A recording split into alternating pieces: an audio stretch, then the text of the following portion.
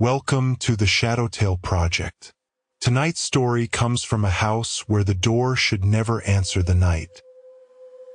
The children at 317. Some doors remember who was invited in. The first time I saw the children, they were already inside the house.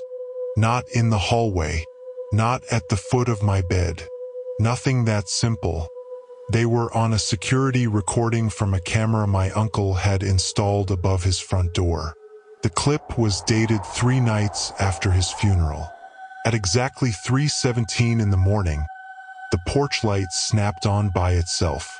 Snow moved across the steps. The front door stayed closed. Then 2 small shadows appeared in the reflection of the glass. They were not standing outside. They were behind the camera. Inside the house. That was why my uncle had kept the place locked for 10 years. That was why he slept in the living room with a chair under the front knob. And that was why, when the lawyers handed me the keys, every neighbor on Birch Lane looked at me like I had inherited a grave. The house was not large. 1 floor, an attic, a narrow hallway that ran from the bedrooms to the front door. The kind of place that should have felt harmless in daylight. But the moment I stepped inside, my phone lost signal. The rooms were cold. Every clock in the house had stopped at the same time. 3:17. I found my uncle's notes in a kitchen drawer. Not a diary, not a confession. Just loose pages, numbered and folded into careful squares. The first line said, "They knock until someone counts them." The second line was worse. "Never count more than 2. I thought it was grief. People write strange things when they are alone too long. Then I found the old family photographs. They were stacked in a shoebox beneath the stairs. My grandmother on the porch in 1978. My mother in a winter coat in 1991. My uncle holding a shovel in front of the steps. In every photo, the front window reflected 2 children. Always 2. Small shapes, still bodies. Eyes so dark they looked like holes burned through the picture. The children were never beside the family. Never in the room. They were always reflected in the glass, standing just behind whoever had taken the photograph. That night, I decided to sleep in my car. I made it as far as the driveway. The engine turned over once, then died. The headlights flickered, and from inside the house came 3 soft knocks. Not loud, not angry, patient. I looked at the front door. The porch was empty. The windows were black. Then my phone buzzed in my hand. Motion detected. The security camera feed opened by itself. The image showed the hallway inside the house.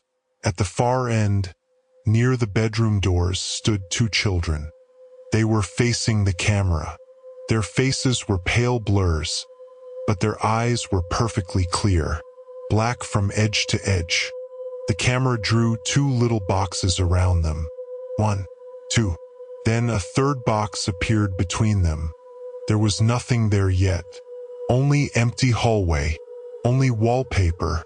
Only darkness gathering into the shape of a smaller body. I heard my uncle's note in my head. Never count more than 2. I ran back to the house because panic makes a person stupid. I thought if I shut off the camera, the counting would stop. Inside, the hallway was empty. No children. No footprints. No sound except the porch light buzzing through the front window. My phone was still showing the feed. The camera boxes remained. 1, 2, 3. Then the 3rd shape turned its head.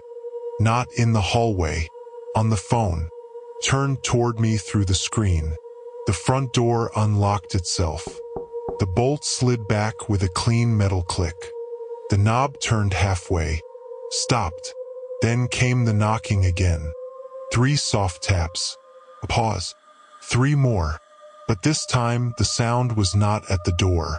It was behind me, from inside the hallway wall.